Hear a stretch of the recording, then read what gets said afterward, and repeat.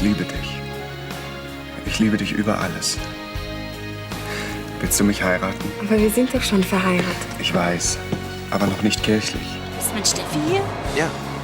Das verstehe ich nicht. Ja, sie hat mich mitgeschleppt. Es soll so eine Art Abschiedsparty werden. Das glaube ich einfach nicht. Gute Reise! So, den Rest müsst ihr alleine hinkriegen. Carstens, Kribo, Düsseldorf. Ist irgendwas mit Uli passiert? Nein, ihre Schwester ist entführt worden.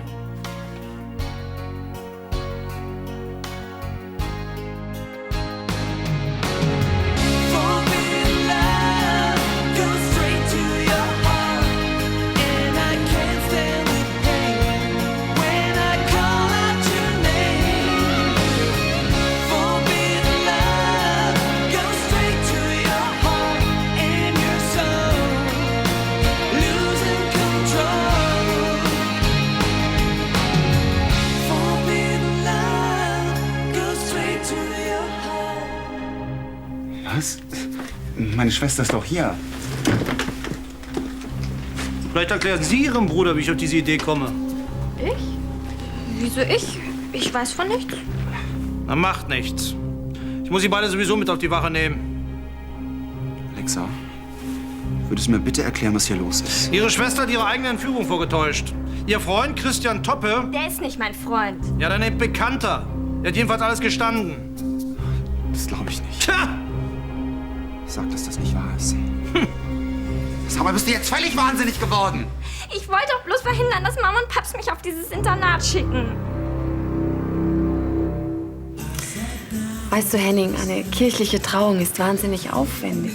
Natürlich ist sie das, sonst macht das Ganze doch keinen Spaß. Aber wir sind doch schon verheiratet. Wozu denn noch mal so ein Tamtam? Kirchlich zu heiraten ist was anderes. Es bedeutet einfach mehr.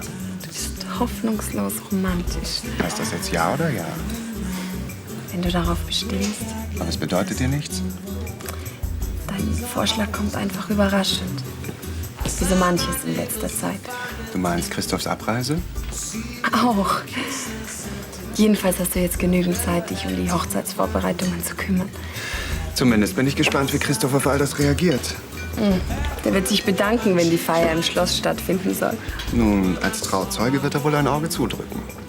Du willst ihn als Trauzeugen? Na klar, warum denn nicht? Schließlich haben wir ihm zu verdanken, dass wir zusammengeblieben sind.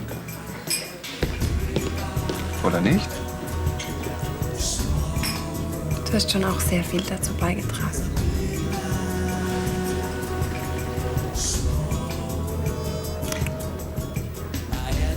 Auf jeden Fall möchte ich, dass unsere Trauung einfach ein Traum wird. Meine Idee war das nicht. Ja, meine war es auch nicht. Ich weiß auch nicht, was sich Steffi dabei gedacht hat. Offensichtlich das Falsche. Und jetzt? Wenn du meinst, ich springe jetzt ins Wasser, um an Land zu schwimmen, bist du leider schief gewickelt. Nicht nötig. Wir werden uns doch so aus dem Weg gehen können. Das Schiff ist ja groß genug. Ja.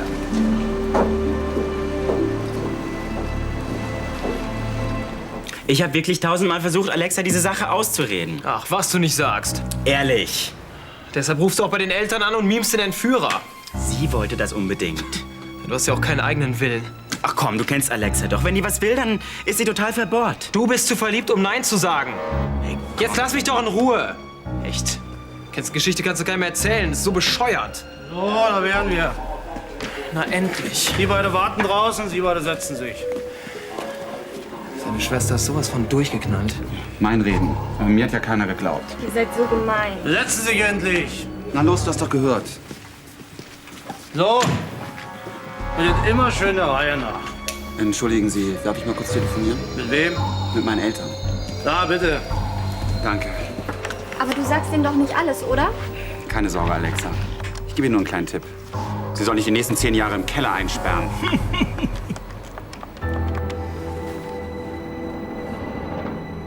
Und ein Hochzeitskleid lassen wir in Mailand machen. Was hältst du davon? Gute Idee. Oder ist dir Paris lieber? Ich denke, Düsseldorf tut es auch. Ich bin eben doch der romantischere von uns beiden. Guten Abend. Hallo. Danke. Ich habe übrigens noch eine Überraschung für dich. Oh, wie schön. Danke. Wir haben noch etwas anderes nachzuholen. Nicht nur unsere kirchliche Trauung, Sondern? unsere Flitterwochen.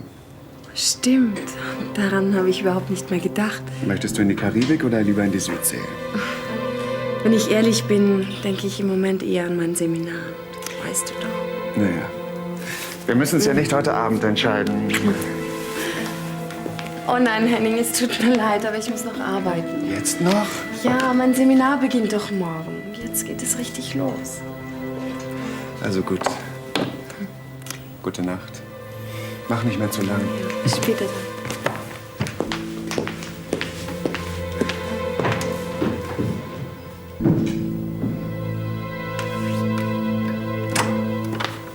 Möchtest du noch eins? Sehr gern, vielen Dank. Was ist? Bist du verliebt? Nein, wieso? Naja, weil du so lächelst. Was ist daran so besonders? Ich lächle sonst auch. Ja, kann schon sein. Nur mir gegenüber bist du meistens, sagen wir mal, sehr zurückhaltend. Das hat nichts mit dir zu tun. Mir ging's in letzter Zeit nicht so gut. Und Philipp? Auch. Deswegen würde ich mich ja so freuen, wenn es mit Isabel klappen würde. Inwiefern? Naja, sie ist doch... Ich meine, Marc und Isabel mögen sich doch. Vielleicht kommen die beiden endlich mal zusammen. Marc und Isabel? Ja. Findest du nicht, dass sie toll zusammenpassen? Theoretisch schon. Auch praktisch. Eigentlich müsste es bereits geklappt haben. Soll ich weiterfragen oder ist es zu indiskret? Entschuldige. Also wenn Marc und Isabel zusammen ausgegangen sind, dann gebe ich die hier aus. Ich habe etwas nachgeholfen. Die zwei sind an einem Ort, wo sie gar nicht anders können, als miteinander reden. Eine Einzelzelle. Ein Ausflugsdampfer. Und keiner von beiden weiß, dass der andere auch an Bord ist. Genau. Ist doch eine tolle Idee, oder? Super. Wenn der Schuss mal nicht nach hinten losgeht. Ach, ich sehe schon. Du hast keine Ahnung von Psychologie. Was für ein Glück, dass wir dich haben. Oh, bitteschön.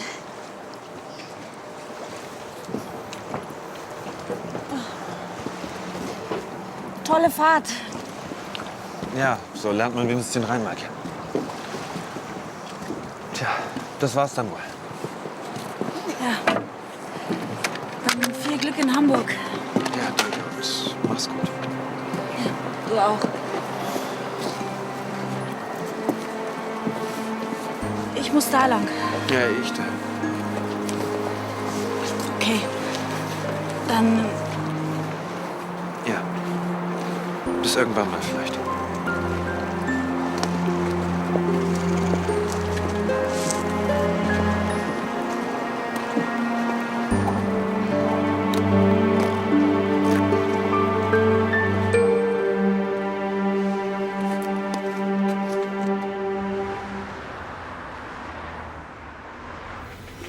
Eine vorgetäuschte Entführung ist auch eine Straftat. Ist Ihnen das klar?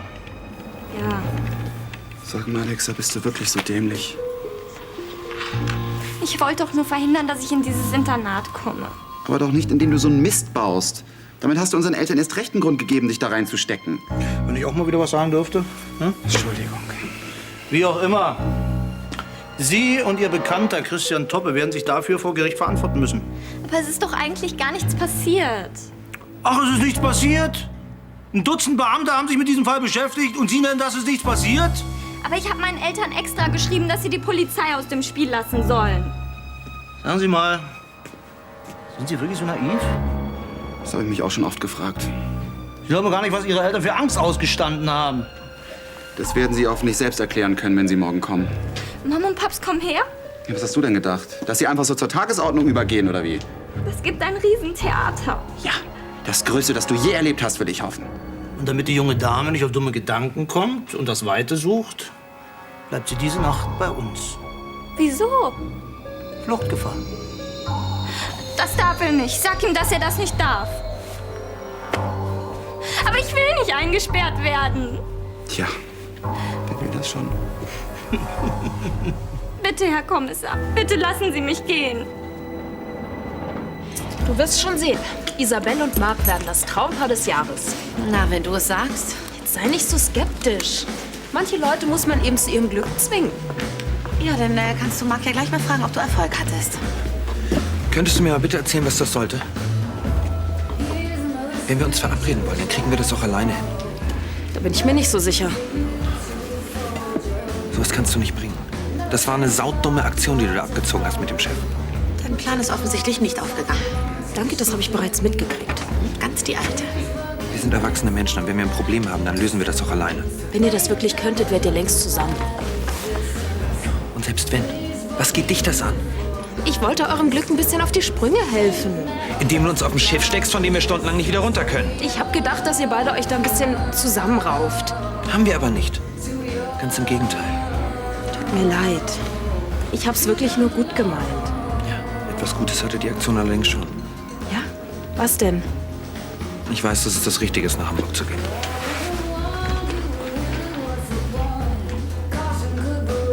Haben Sie noch einen Wunsch?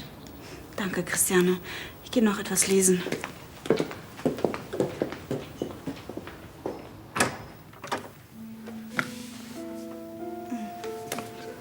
Was machst du denn hier im Dunkeln?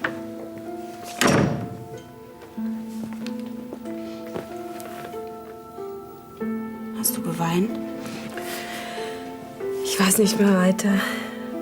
Henning will unbedingt, dass wir noch mal kirchlich heiraten. Ihr seid doch verheiratet.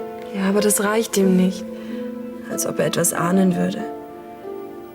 Hast du ihm gesagt, dass du nicht willst? Nein, natürlich nicht.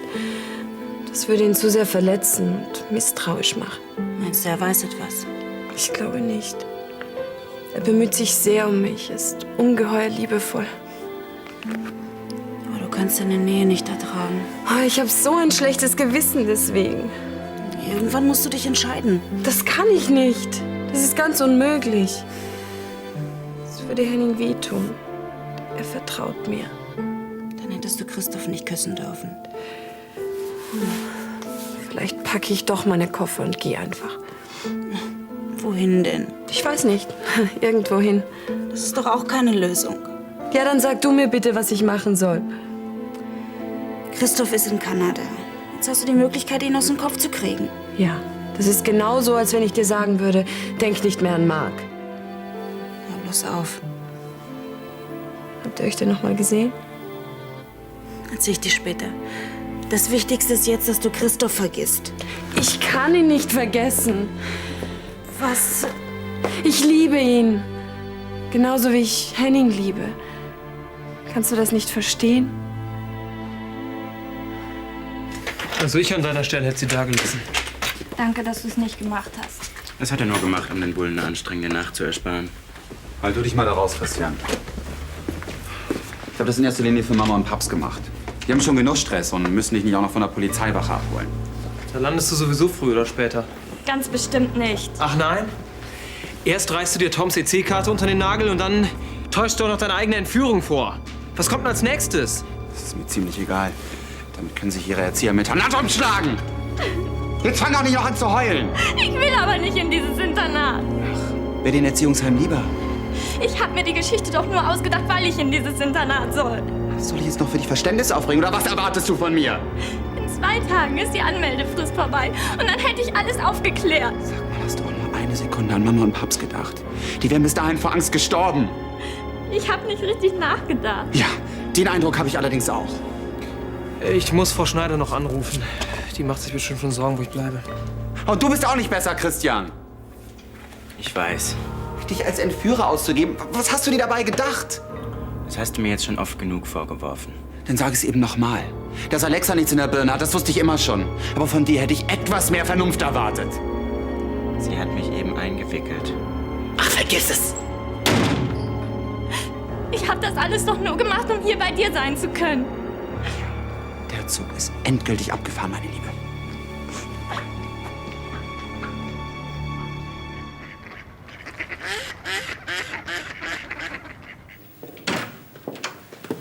Entschuldigen Sie, Frau Sander möchte Sie gerne sprechen. Steffi, entschuldige.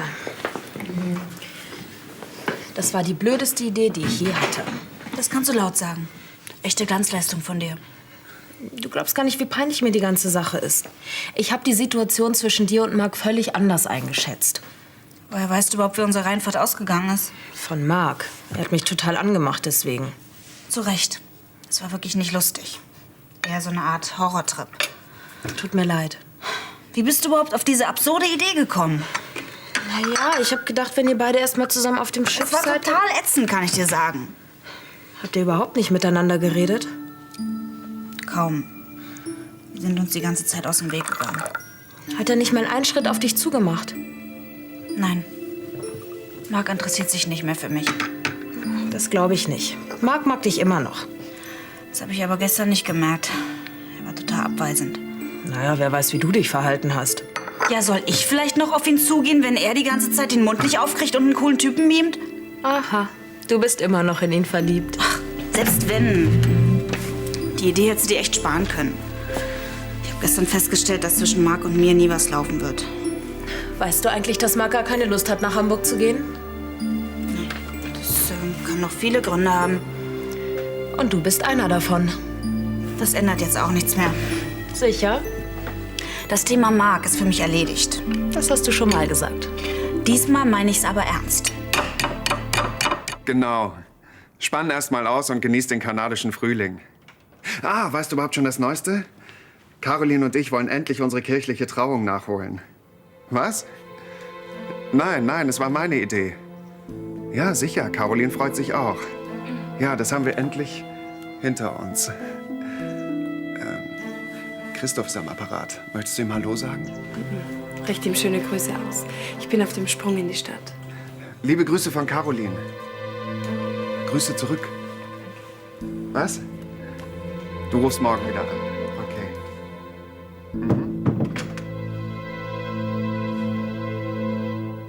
Ich habe dir ja gleich gesagt, dass meine Schwester eine absolute Klatsche hat.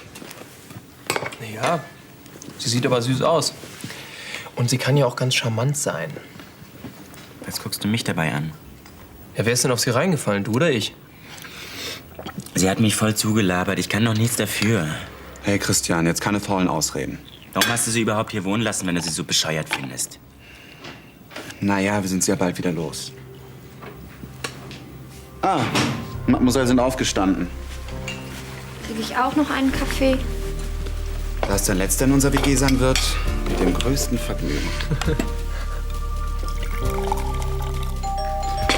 Ach, da sind sie. Ich bin dann mal in meinem Zimmer. Du kannst ruhig hier bleiben. Das ist das Mindeste. Hi. Morgen, Tom. Morgen, mein Junge. Wo ist Alexa? War sie noch da? Sie ist gerade in ihrem Zimmer verschwunden. Alexa, ich zähle bis 3. Wenn du da nicht hier bist, hole ich dich. Und Sie sind? 1, Uli Prozeski, guten Morgen. Morgen. 2, Nett, Sie kennenzulernen. Hi. Christian Toppe. Der Entführer? 3.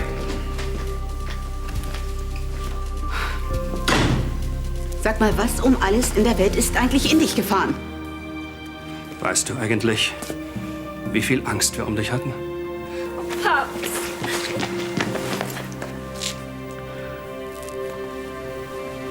Marc und ich, wir passen einfach nicht zusammen. Verstehst du das nicht? So ein Quatsch. Das muss ich ja wohl besser wissen als du.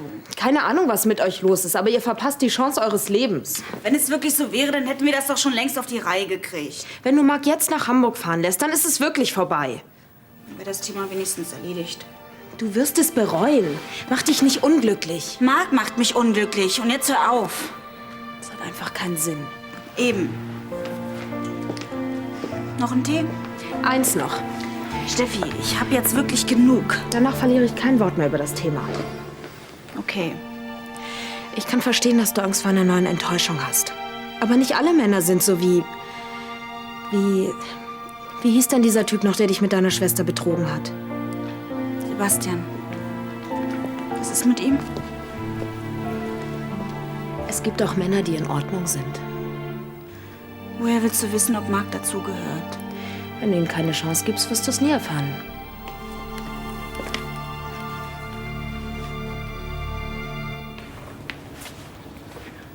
Christiane? Ach, hier steckst du. Wolltest du nicht in die Stadt? Das Seminar fängt doch an.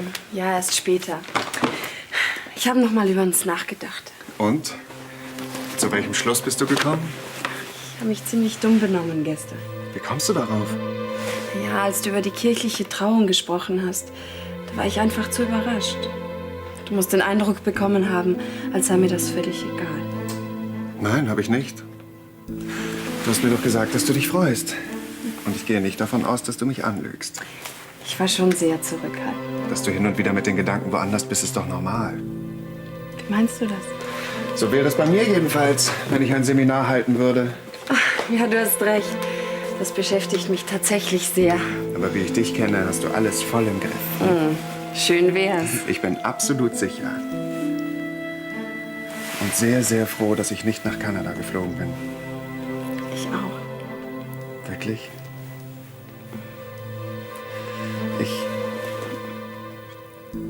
Ich dich auch.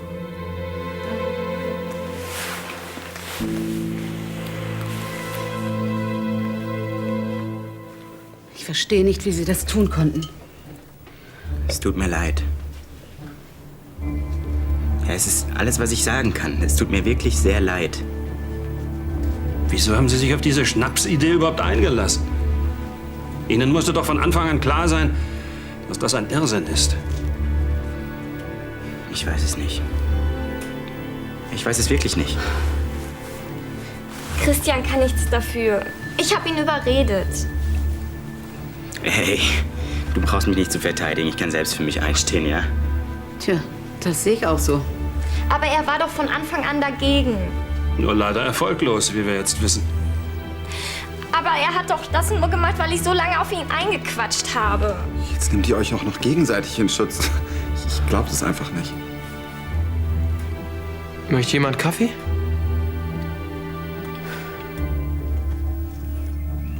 Ja, bitte. Sag mal, was wolltest du eigentlich erreichen mit der Entführung? Ich möchte auf keinen Fall in dieses Internat. Und morgen ist der Anmeldeschluss. Das war leider ziemlich dumm von dir. Wieso? Tja, weil wir schon entschieden hatten, dass du zu Hause bleiben kannst. Tja, aber nach der Vorstellung. Soll das heißen? Genau, das steht nicht mit zur Debatte.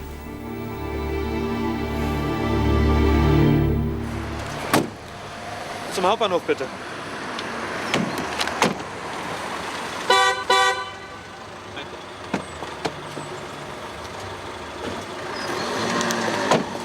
Isabel, was machst du denn hier? Mein Zug fährt gleich. Ich will nicht, dass du nach Hamburg fährst. Wie bitte? Fahr nicht weg. Aber warum sollte ich denn hier bleiben? Ich war so dumm. Das kann man so sagen, ja. Ich wollte das alles nicht. Aber